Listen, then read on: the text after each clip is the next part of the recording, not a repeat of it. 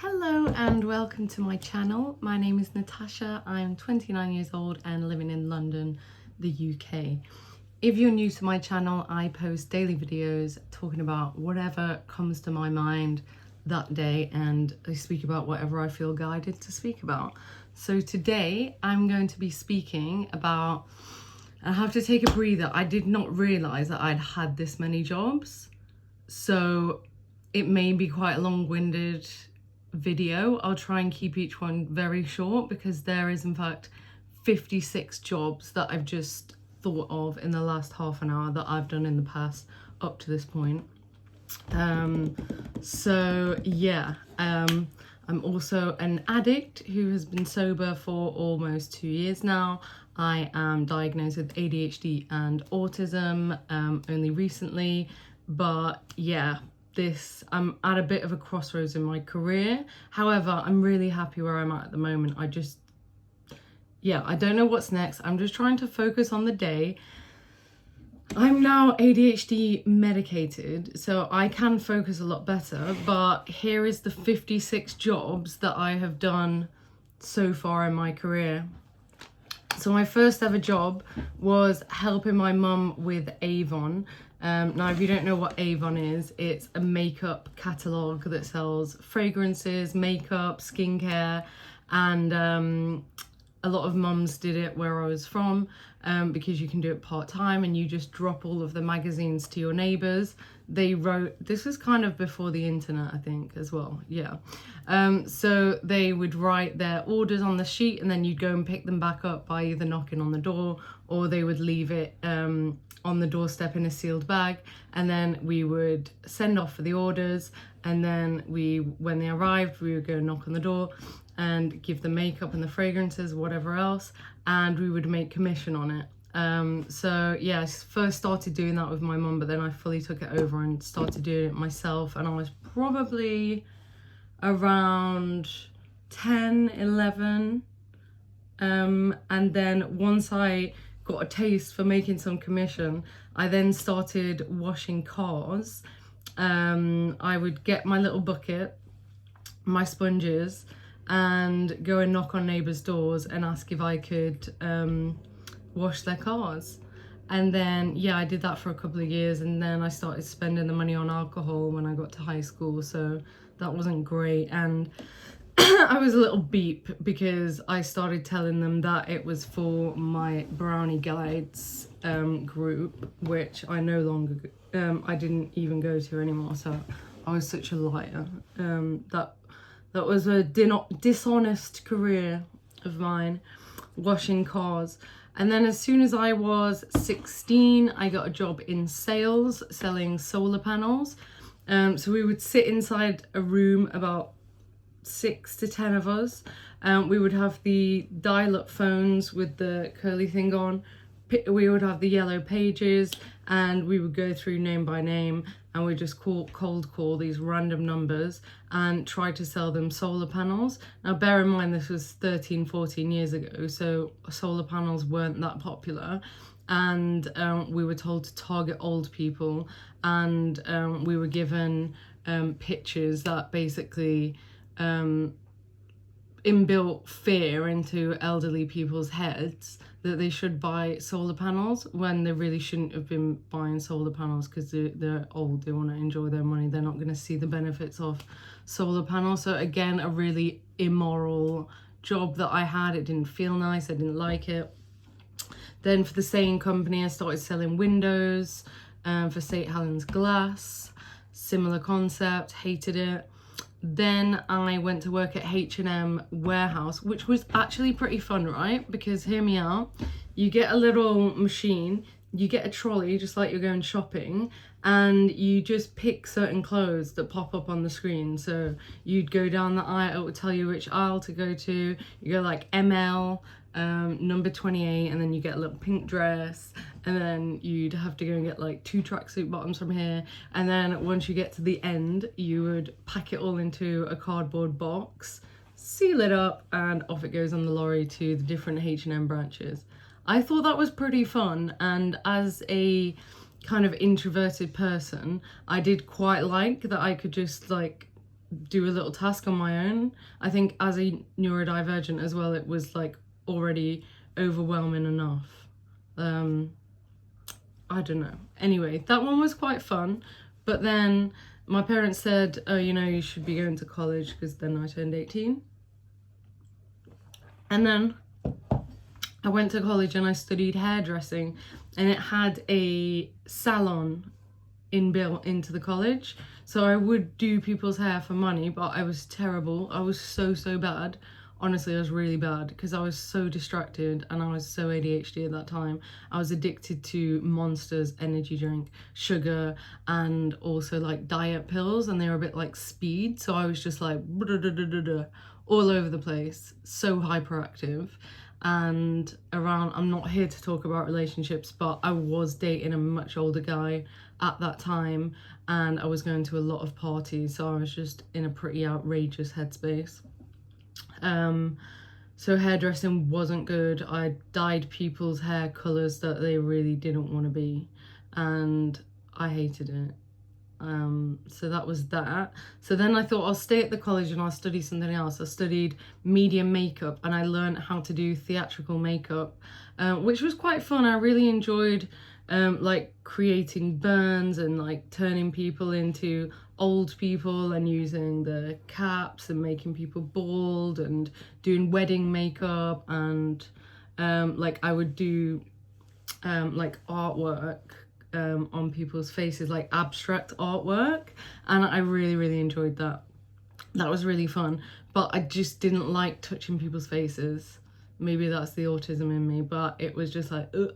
It was fine if I like knew the girls or they were like really hygienic, pretty girls, but if somebody came in with like a greasy face or they smelled a bit, I was like, I cannot, I just can't.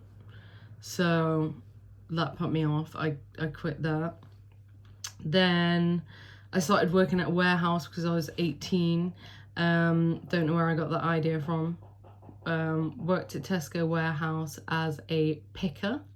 So similar to the H&M thing, had a little device, but this time I had an electronic truck, and I would go around and beep, beep, put things on my pallet.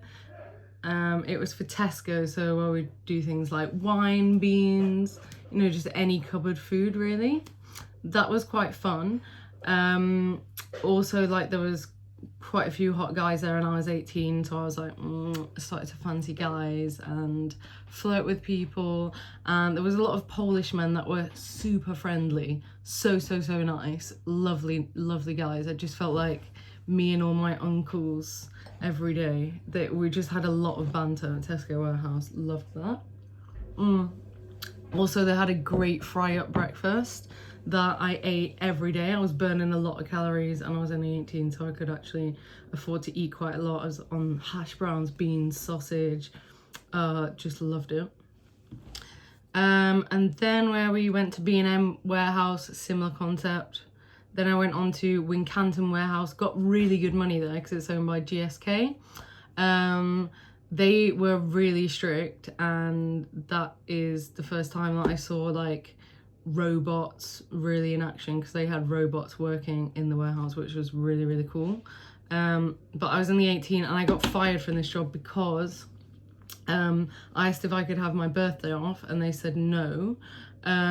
So I called in sick, and then I went to Birmingham to Rainbow Venue, and I went raving, and the next time I went back into work, they called me into the office, and they found pictures of me on Facebook at the rave on someone's shoulders, like, and I was like, yeah, I wasn't well. And then they got the pictures out, and then I had to go through disciplinary, and then they fired me.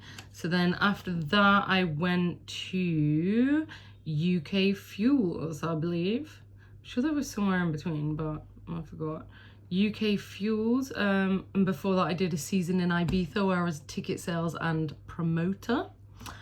That was really fun, but I didn't have to work that much because I'd saved up so much money from the forklift truck and the warehouse work, because I was living with my parents rent free, or with my boyfriend or whoever, can't remember. But I was living rent free, saved up all my money, took it out to Ibiza, just paid all my rent up front for the 6 months of the summer and had the best time. But I did sell wristbands to clubs, tickets, I did guest list. So yeah, I was kind of working there in Ibiza. Then I came back, then I started working at UK Fuels in Crewe, and then that was selling fuel cards for BP and Shell. So again, cold calling, a little bit warmer leads though this time, because it was like a bit of a more corporate company. So the leads were a bit warmer. Sales job, not sure if I liked it. A lot of drugs were being taken. Like, people were sniffing COKE on the job. And a few times I accidentally took CET whilst I was on a sales call. Honestly, traumatized. That didn't last long because I went back to Ibiza, was working in the reggae bar in Ibiza, San Antonio, Bouge. Then for a while in Ibiza as well, I was a full-time hippie. I didn't even have a phone. I completely lost touch with technology for 4 whole months. That was a really good job. Liked that job. Just literally went to the beach every day and just kind of like took psychedelics and chilled with my friends. It was bliss. What was next? Then I moved to London to study event management, and I got a job at a nightclub in Chelsea as a VIP waitress. This is one of the best jobs I've ever had. I felt like a showgirl. I loved it. I made so much money there. My job was literally to go there. They gave us this uniform, this really bougie, like khaki green dress with gold buttons on it, which I loved. And I got to wear high heels and just get all glammed up. I'd get blow dry before, and I just felt like an absolute queen. And then my job was to simply carry sparklers and Magnum bottles of champagne to the tables where Made in Chelsea set cast would go quite a lot, and other famous people like Gordon Ramsay and Gordon Ramsay's son, and like, because it was in Chelsea, it was like the children of big celebs, like Peaches Geldof, those kind of people. So it was a really interesting job. I loved it. I got so many tips, so much service charge. I got paid well, and the shifts were about 4 hours. Loved it. Also had a little fling with a security guard who was gorgeous, but that didn't last. Anyway, after that, I decided I didn't want to stay up late anymore, so I got a job at a cafe/restaurant in Mayfair. Ended up in a relationship with the owner, moved in with him, started working for his events company, which was a street food markets company. And we had 5 sites, and I wore a lot of hats for that company because I loved him and I wanted his business to do well, and I really enjoyed it. So we would seek out land, speak to the local councils, like Fleet Place in London, Tottenham Court Road, St. Cat's Docks, Tower Hill. There was loads, and then I would like get live music playing. I would do competitions. I'd do all the social media. I would collect all the rent, do the risk assessments, check setup and set down to event management, and I earned a lot, and it was quite fun. It was really fun. So that was that. That ended because I broke up with him, and also he actually fired me while we were still together and living together because he was a beep. Okay, next one. So then when he fired me and I was still living with him, he actually said, why don't you just be my full-time sugar baby? He had a lot of money. He was like, why don't you just be my full-time sugar baby and I'll just pay you. You don't have to work or do anything. He was like begging me not to work, and I was like, no, that's so rude. So rude. I'm not your sugar baby. I'm your girlfriend. And I was so annoyed at him, and I went out and I got a job at the Jazz Cafe in Camden working as a waitress, and he was like, this is so embarrassing. You're waiting tables when you don't even have to work. He's literally a millionaire. But do you know what? I didn't trust the guy enough to, you know, let him provide for me. So, I mean, he did provide for me in some ways. I'm grateful. But anyway, I was working in the Jazz Cafe. I was working for random event work as well. I was working at the Grosvenor Hotel doing Indian weddings, which was so much fun. Before that as well, I forgot to mention, I was volunteering at the church with the children's group. They were about age 5 to 8. And I got triggered by them because they knew more about the Bible than me, and I just got really, really triggered. And I felt like everyone was judging me, probably because I sinned quite a lot around that time. So, you know, I was judging myself probably, and then that was being mirrored back by parents. So yeah, that didn't last too long. Then, yeah, so I did the events work, worked at Jazz Cafe, did Indian weddings. Then I also worked at Kew Gardens during Christmas, selling mulled wine in the little Christmas huts. That was just a seasonal job. Then, yeah, sorry, before this, around the time that I was doing, just going to jump back to around the time that I was doing hairdressing at college and living with my boyfriend at the time. I was also a stepmom to his daughter, who was so cute. I loved her. I was with him for 5 years, so from 3 to 8, I was like a stepmom to her, and she loved me and I loved her. It was amazing. Probably loved her more than I loved him. I had so much fun with her. I loved being like a mom, but a stepmom. It was so fun. And yeah, that was that. And then with my ex that had the street food business that wanted me to be a sugar baby, I was also kind of a nanny for his nieces because they had learning disabilities, and they were lovely. They were gorgeous, gorgeous girls. But I spend a lot of time with them, taking them to tutoring classes, taking them to cinema, taking them to Winter Wonderland, bowling, all activities. So I was kind of, I wouldn't say I was like a stepmom to them or an auntie. I was more like a nanny. So yeah, there was that. And then, lots more to get through. Wow. I worked at Hideout Festival. Now this happened because my friend from uni was working at Hideout Festival for the Hideout team, and somebody dropped out. So she shot me a message and said, hey, somebody's dropped out. Do you want to come and work at Hideout Festival? Flights, accommodation, everything paid for. I was like semi and sideways. I didn't even know what I would be doing until I got there. But when I got there, I was a journalist and influencer manager. So much fun. Basically, my job was just to like look after the influencers, make sure they were happy, show them around. Journalists, same, I had an access all areas pass. So I was, just winding up all the artists, saying that I was, saying that I was there to take content of them and getting them to do silly things and just having a lot of fun. That was fun. Where else are we? Then I worked at a Lebanese tapas shisha bar near Selfridges. That was good. I became the manager even though it was a small team, and I had an alcohol problem around then as well. So when I opened up in the morning, most of the time I was still drunk, so I'd like fall into the restaurant. Loads of drinks would be delivered. Sometimes I'd literally lie on the floor and be like puking up because I was so hungover. Sometimes I'd just drink again. I was really good friends with some Albanians at the time who would just like come and sort me out to get me through the day. And yeah, that was a job. The owner was lovely. I loved him. I still love him. Emailed him not long ago, but he didn't reply, so I'm gonna pop in and see him. But yeah, that was good fun.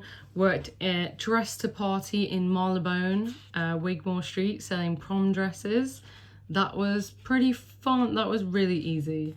We just get loads of Arab clientele coming in and buying like 10 dresses even though they didn't fit because they had tailors at home. It was insane. And do you know what my favourite part about it was? That only women were allowed downstairs, and the fact that they would just like strip off naked, trying the dresses, having the best time, felt so free. Love that. Then during lockdown, I worked at London Bridge Rooftop as a waitress. Then I worked at Konakai making cocktails. Konakai is a cocktail bar in Fulham. Then I got my first property job with my friend's dad in Wimbledon, who owned a like a private property firm, and I was his PA. That only lasted 3 months. He absolutely hated me. Then I went on to work at David Andrew estate agents in North London. I caught COVID and I was testing positive, not on the little plastic things, but on the PRC, whatever they called those tests where you had to really shove it up your nose and go to the clinic. That was testing positive for a long time, for like 2 months. So eventually I just quit because they wouldn't let me come back to the office, and I was like, I'm just going to find another job because at this rate I'm going to be testing positive forever, so whatever. Then I was using the Limber app, which is an amazing app. Oh my gosh, I love it. It's been a lifesaver. It's an app that you can use to find bar work all over London, and you can just pick up random bar work, including kitchen porter, waiting, bar, chef. I loved a bit of kitchen porter at the time because I was in like a massive binge eating period during that time. And when I'm looking back now, when I started working in property, that's when I started to get depressed. And now I've just left working in property, my depression is lifting, so might be onto something there. That's Joanna that you can hear in the background, my housemate. Okay, so Limber. Then I'm Patrick Henry. I was a property manager managing 70 residential properties in Clapham. Really enjoyed that. Great team. Patrick is an absolute diamond. I'm so blessed that I got to work for him. So that was really fun. I did a bit of sales and lettings as well. Then I went on to work at Alesco Investment Sales as a kind of an operations manager, completions manager, and I looked after a portfolio of clients. When I started there was 100 clients, and when I left there was 1,000 clients that I was looking after. So I did get an assistant just before I left, and yeah, I really did enjoy that, but I was quite an alcoholic there. I was drinking a lot and it just wasn't good for my health, but they were a great team and they were really supportive. So yeah, a little bit of regret leaving there. Alesco was great, definitely one of my favourite jobs. Would probably work for them again. Loved them. Best people. Matt and Ryan. Oh my gosh. Best managers ever. And James and Mark. Oh my god. Best sales managers ever. Next one was, then I went into corporate and I worked for a corporate. I'm not going to name the names of these ones, just for legal matters. I worked at 2 corporate property firms, consultancy firms, and yeah, I'm just gonna leave it there because I'm gonna make another video on what I think about the corporate world in general. Whilst working those jobs, still did a bit of Limber, did some dog sitting and dog walking through the Rover app, which is an app which is great if you live in London and you love dogs, because you get paid for taking dogs out to walk, for walks, and if they stay over you get significantly more money, and it's really cute. Get a lot of puppies. I also have started 2 companies, co-founded 2 companies which I started in the last 3 years. One was called We Members, a female-only society. That went horribly wrong. I will make another video about that. My friend, well, she's not my friend anymore, but she absolutely snaked me. So time to go public about that, honey. The Ivy Society, amazing, going so well. My business partner Chloe is a diamond. Like, I'm so blessed that I get to co-create this female society called the Ivy Society with her. It's just a dream come true. It really is a dream come true. I'll make another video on that.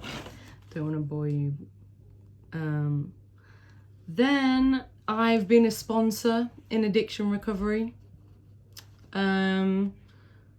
I've worked at the Taste Festival. I was on the cooking show tent, where I would just fill up the woks and wipe down the woks after each session. Taste Festival, Regent's Park. That was really fun, actually, apart from the fact it was raining.